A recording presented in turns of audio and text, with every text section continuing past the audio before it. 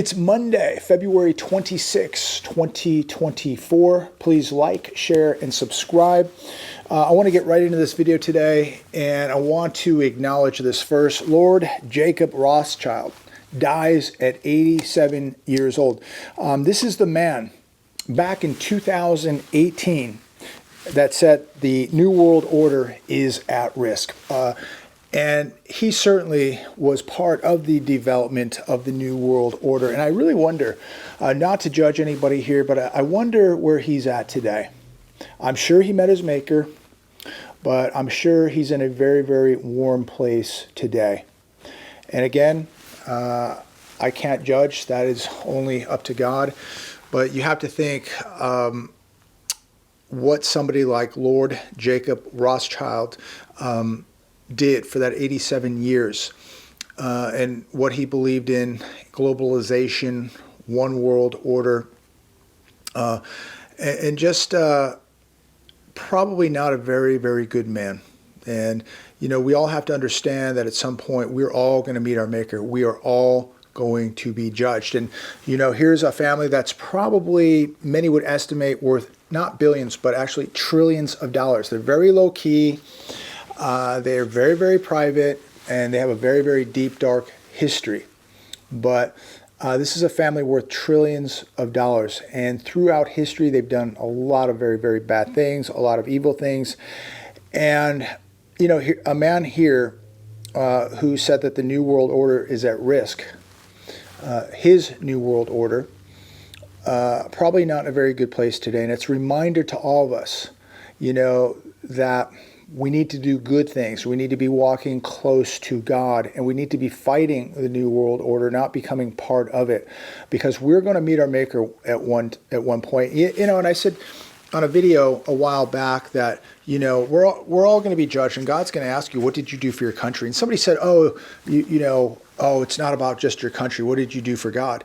Well, I get it, but it is about your country too. This is a blessed nation. God allowed you to be born here, or you made it here one way or another, and you're here in the greatest nation on planet Earth. What did you do to help it, protect it? What did you do when you've been blessed to live in a place like this? Yes, I know we've gone down quite a bit, but why is that? Because many people have just sat and watched their football games, vaped, played video games, and don't really care, and your country can be lost. But I do believe that this person who disagreed with me, because it's more not just about America, but, you know, what did you do for God? Well, what did you do for God? But God blessed you to live in a great country. And what did you do for that country? Did you give back to it? Did you help protect it? Are you waking people up? Are you sounding the alarms? Or are you just going along with the New World Order? I think God is going to ask us, what did you do for your country? And there's people doing a lot, and there's a lot of people doing absolutely nothing. Look, if you can at least make a video, if you can at least sound the alarm at your church, if you can at least attend, you know, maybe a school board meeting or a city board meeting, we've got to get involved doing something to help this country that is falling. It is falling fast. And I truly do believe that, you know, we're blessed. Ask yourself, why were you born here? Or why do you live here? And you look at the rest of the world, many, you know, just disturbing places you could have been born in. And you could have been born in extreme poverty. Poor people in America look rich compared to most of the world. And again, I know this country has fallen a lot. I know our standard of living is collapsing. But it's going to be gone forever if we just continue to just sit on the couch, vape, and watch TV and watch football games. So I think we have a duty, a responsibility to make sure that we don't lose this country. And sitting around and doing nothing is not going to save it. We got to get involved any which way possible. That includes even voting. And I know people will be like, oh, well, it's all about who's counting the votes. Then we've got to vote so hard that they cannot stop us. People need to vote. We need to exercise that right. No matter how bad the system might be, how it might be against you, we must continue to vote. We must show up in huge numbers. We've got to continue making videos. We've got to keep talking to people, friends, family. We've got to keep showing up at meetings. If you have kids, you should be at those school board meetings, period. We need to continue to get our personal lives in order, better shape, better financial, physical shape. We need to be walking close to God. People need to be taking responsibility for their kids and making sure that their kids have a great foundation. There's just something we could all be doing. I just think that we could all be doing a little bit more. But again, Lord Jacob Rothschild gone. He's in the next world, and I don't think he's probably in a good part. Here's one from CNBC. Jamie Dimon is cautious about everything as he sees risk to a soft landing. He does not expect a replay of the other serious downturns such as 2008.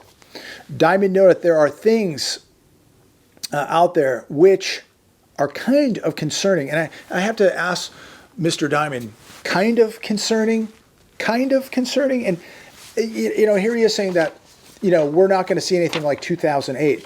And look, he's a smart guy, but do you really believe him? I think we're going to see something much worse than 2008. I mean, just think about what's happening right now in commercial real estate. It is a full-blown apocalypse taking place in commercial real estate. Bank closures, we saw a handful last year. We're going to see more this year, mainly because of what's happening in commercial real estate. We are now past $34 trillion in debt as a nation. We have millions of people running into this country now. And how are we going to take care of them, support them? Healthcare, jobs, food. This is going to be a huge strain on the United States. And Mr. Dimon just doesn't see it getting that bad. Half the country does not have $400. We're seeing massive job losses, and home prices are still way too high. And on top of all that, there is the talk of war. And it's a matter of time before China invades Taiwan. We're printing way too much money. And I just cannot believe Jamie Dimon doesn't see the reality of all this and where this is all going. So how many people believe Jamie Dimon? I don't. I know he's a smart guy. He's a very wealthy man. But most of these people are never going to tell us the truth because they're playing the other side behind the scenes. Here's another one today from The Hedge. U.S. new home sales disappoint in January. Median prices at 2-year lows as supply jumps. I checked bankrate.com today, a 30-year fixed rate sitting at 7.3%. We were driving by some houses today here in the desert, some of them which I filmed, $665,000. The homes across the street from there are starting at the mid-900s. Complete cookie cutters, they're not mansions. Barely even have a tree in the yard. None of these houses really would even have the room to put a pool in their backyard, and yet you're looking at $665 to $950 starting. So you can easily get over $1 million on a cookie cutter today. And I'm just thinking at 7.3%, how in the world are people doing this? And the next question is, how are they going to sustain doing this? December sales revised from 8% to 7.2% month over month. January sales rose just 1.5% month over month, half of the 3% that was expected. All three of the last month's data was revised lower. Year-over-year sales growth, just 1.8%. Median price of a home decreased to $420,000 in January from a year ago. This is the 5th straight decline. Here's one from WolfStreet.com. Prices of new houses versus price of existing houses. Why sales of new houses hang in there as sales of existing houses plunge.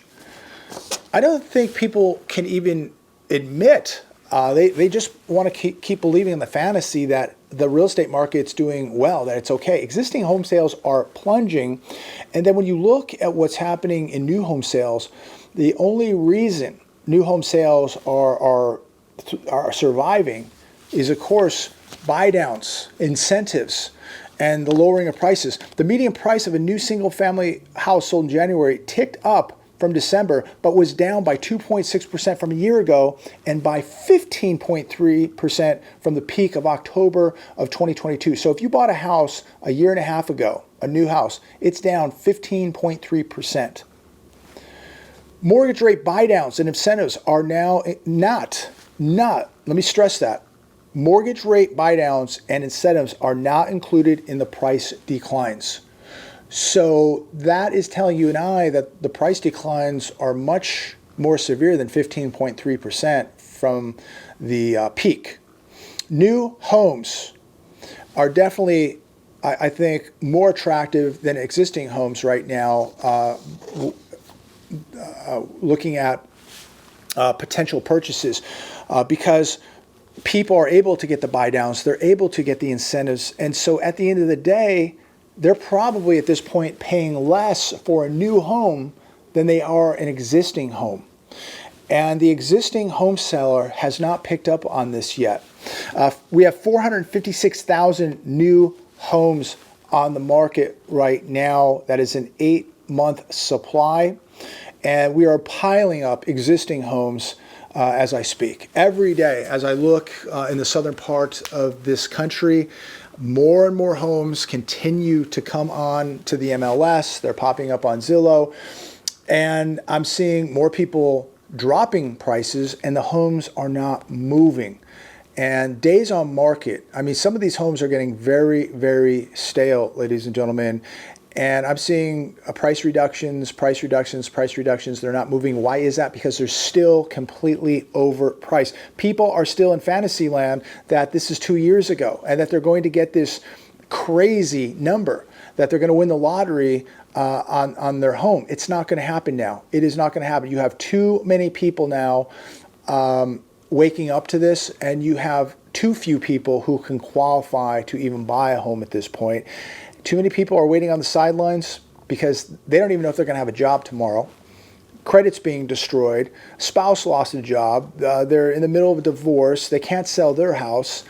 So the problems continue to arise in the housing market. I think it's the worst possible time to buy a house. You know, somebody wrote the other day that I'm not walking the walk because I haven't moved yet. Again, if you want to send me money so I can pay on one of these overvalued homes in the southern part of America, I'm more than happy to spend your money. But since it's my money, I've got to be extremely responsible here. And I don't buy anything in a bubble. Let me be very clear here to everybody out there and state this. I don't buy anything in a bubble. I look for opportunity. I'm looking for a deal. Why would I spend $900,000 on a house that 3 years ago was $300,000? That's what I'm seeing. That's what's taking place. I'm not out of my mind. Maybe you are. And if you are, send me as much money as you want and I will go buy an overpriced home tomorrow. But since it's my money, my budget, I'm going to be extremely careful here and buy something at least market value. But I just looking at what is happening and the craziness of what has happened across the country, there's a reason why these homes aren't selling now, and there's a reason why they will never sell at these prices, especially at 7.3%. I would be a huge hypocrite if I went and bought a house tomorrow when I sit here weekly and tell people I wouldn't buy a house. You shouldn't buy a house. It's overpriced. This is absolutely ridiculous what we're watching take place. This is somebody's fantasy. You're being absolutely robbed if you're buying a house in this market. So I'm not going to go against what I say. But again, if you want to send me money to do it, no problem. But I'm not going to do this on what I'm seeing. And I'm going to use good judgment. I'm going to use some patience here. And if it takes another 2 months, 6 months, or a year, I'm going to wait it out. There's just no way I'm going to do this because I know exactly what's going to happen here. We're going to see things reverse at some point. We're already beginning to see it happen slowly. Imagine buying a house for $500,000 and then in a year or 18 months, it's $400,000 or $375,000 or $350,000. I just don't ever want to buy something and regret it. And people who buy in bubbles, like people who bought a house last year, many of them regret it now. Many of them are going to lose their houses because they can't afford them. So patience is a virtue. And I think that whatever you're doing in life right now, I think you got to be really, really patient, diligent, and responsible with big ticket purchases. Much of this market, just like the stock market, is completely overpriced. Here's another one. On life support, hospital officials warn dozens of rural Alabama hospitals are at risk of closing their doors. Nearly 3,000 low-income people in Alabama make too much money to qualify for Medicaid, but too little to afford private health insurance. Alabama's hospitals provide more than $650 million in uncompensated care every single year. 44% of people in Alabama depend on these hospitals for their main source of health care. If these hospitals close, and this is just a terrible situation, and we're seeing more of it throughout this country, but if these hospitals close, you have a lot of people in very, very big trouble. People depend on these hospitals, on these services. And what I find shocking is we have all this money to send all over the world, and we waste so much money, but we cannot help, rural areas right here in America, people who need these services, Americans. We care more about people that are not even from here than we do about our own people. So we can lease out hotels all over the country and have people stay at these hotels costing millions upon millions of dollars every month. But our politicians cannot look out for the well-being of our rural hospitals and people living in these rural areas. What a disgrace. These people, in my opinion, should be in prison for what they're doing. I mean, this is just disgusting. People are hurting, hospitals are hurting, people need this health care, but yet if you make it to California from anywhere in the world, you're going to get free health care right here. But people in Alabama, they're not. They're struggling. Sickening, isn't it? It's repulsive. It just makes me really, really angry to know that we're helping other people than our own. These people right here in Alabama, rural America, the United States of America, people, vets, whoever, deserve the best treatment on planet Earth, and we're giving it to other people. It's sad. And this isn't political. This is right versus wrong. This has nothing to do with politics, ladies and gentlemen. This has to do with right versus wrong. There is a right way, there is a wrong way. And we're seeing where people and politicians' loyalty lies. Commercial foreclosures increased 97% from last year to near decade high. In January of this year, 635 commercial foreclosures.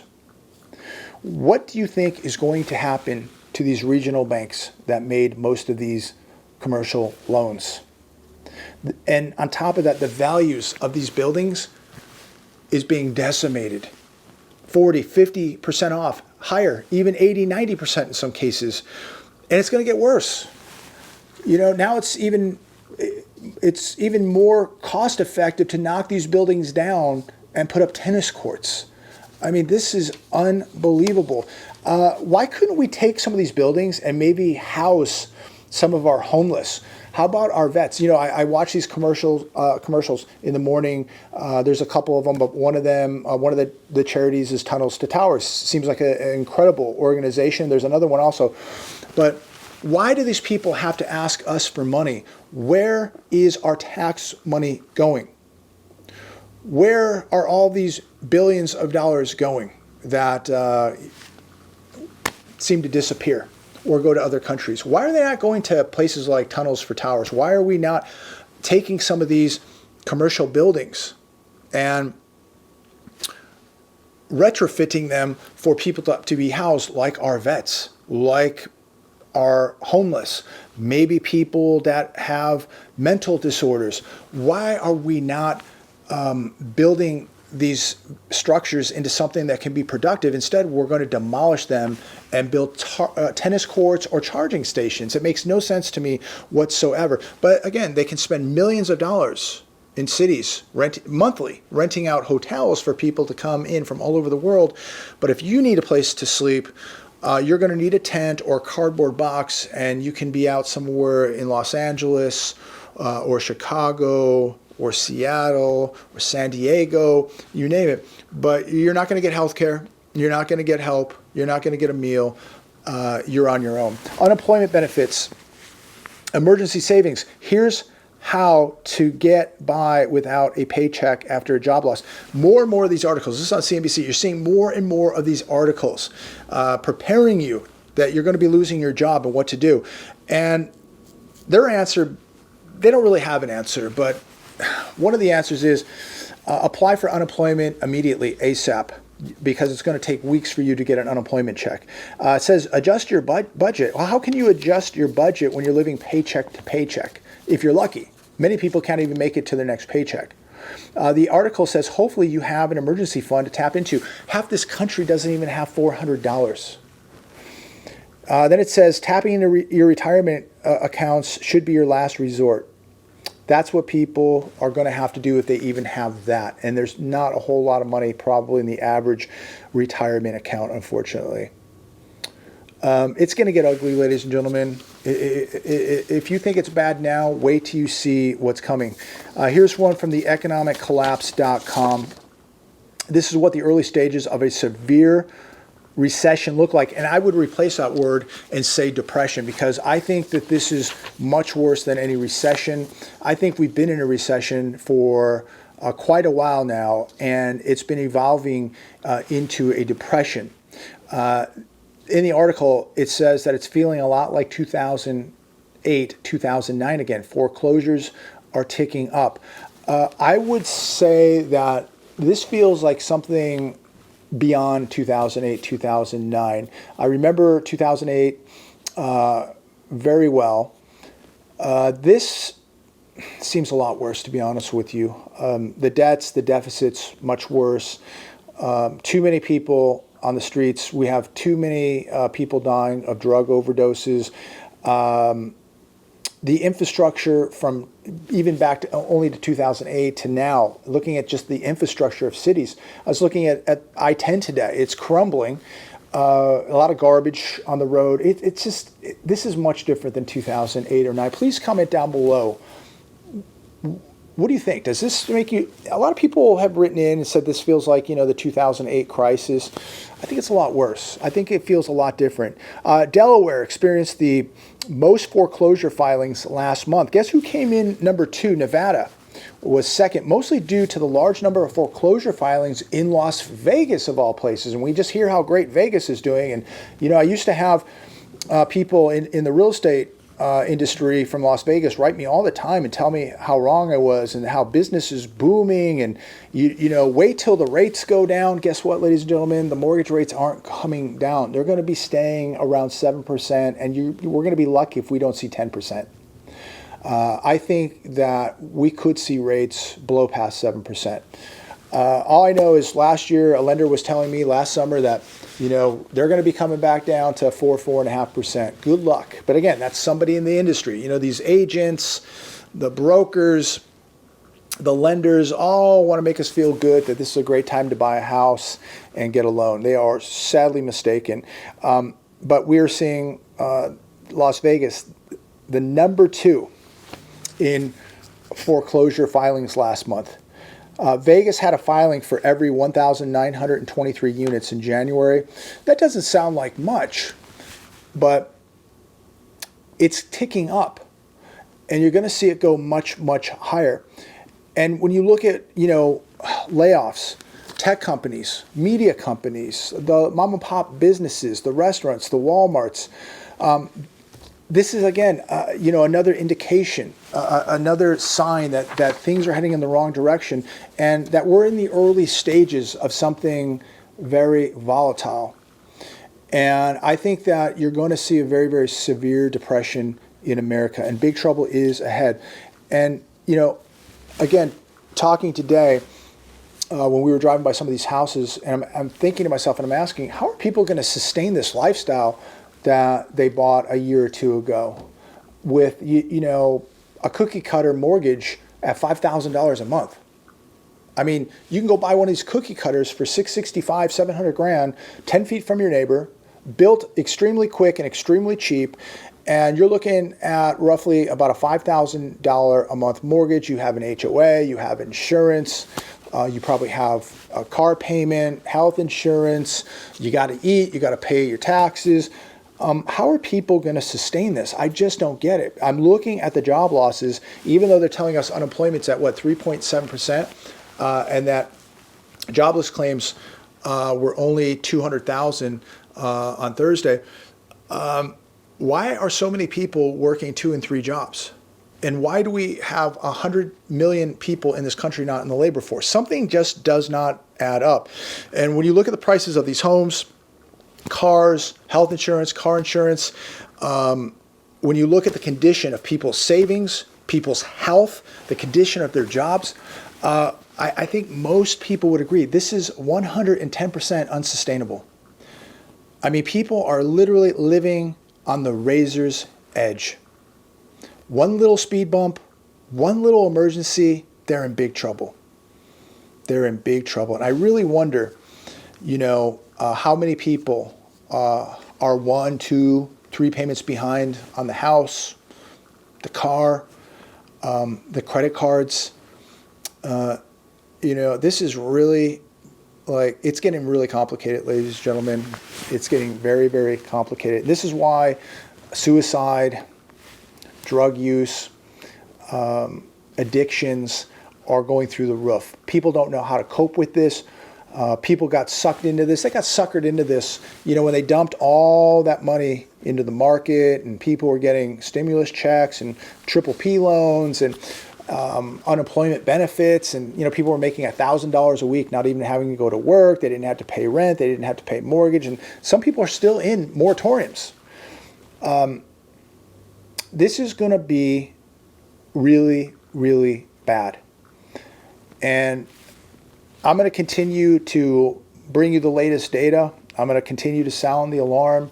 I'm going to continue to follow this, because this is going to be extremely dangerous. I'm going to finish with this last one. And just as I like to kind of tie in what's happening socially, this was on Fox Business. Florida Dunkin' Donuts employee burned after customer throws hot coffee in her face. This happened last Sunday, 8:45 a.m. Newport Richey Police Department was called. Apparently there was a very irate man at Dunkin' Donuts in the drive-thru, and apparently he even got a free coffee. And it doesn't describe what he was so irate about, but he was irate enough to throw a hot cup of coffee in this woman's face.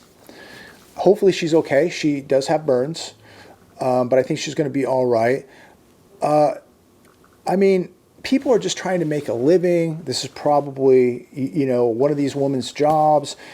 And, people are again, they're on the razor's edge. The way they drive, the way they talk, the way they walk, you can see it. People are angry. There's like nothing there. And so it doesn't take much to trigger somebody today. You look at somebody funny. You cut somebody off on the road. You say something wrong. Somebody could be triggered, and now you're in a fight, or they're throwing a hot cup of coffee in your face, or it could be even worse. So I want to remind everybody out there to be very, very careful.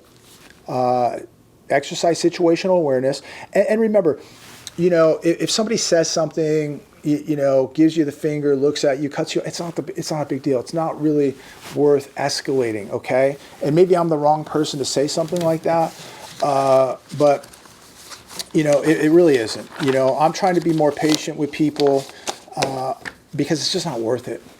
You don't know if somebody just lost their job today, somebody's husband or wife just left today, they just got foreclosed on today. Their kids are skipping meals, whatever. I mean, it's getting really, really bad. So you don't know what somebody's going through, so it's not worth it. So just be careful out there. Avoid confrontation at all costs. If you can't, then you go back to your training, right? That's what I believe in. You know, if you can't avoid it, if they're not going to let you, then you go back to training and you defend yourself. But at all costs, walk away. Best way to win a confrontation is not to be in one. So walk away. But remember, people are hostile, and they're going to get much more hostile. I'm going to leave it there today. God bless all of you. Please like, share, and subscribe. Comment down below. Want to hear about anything you want to talk about, put the comments down there. I try to read as many as I can. It's hard to respond. I only have so much time, ladies and gentlemen. You know, I got a lot going on doing these videos. I got to upload. I try to read as many comments as possible, and I know a lot of people sometimes lash out because I didn't respond to them. I have a limited amount of time, but I do appreciate the comments. And the comments are helping wake up so many people. Your comments have woken up more people than my videos. Your comments have gotten more people to take action than my videos. I want you to know that, and I'm grateful for that, because that's what it's all about. We're here because we're all passionate about what's happening, and we all want people to survive and succeed and prosper and be safe. And so we got to continue with this community of waking people up. So keep the comments coming. God bless all of you. Have a great day. Be safe out there. And I'll talk to all of you very, very soon.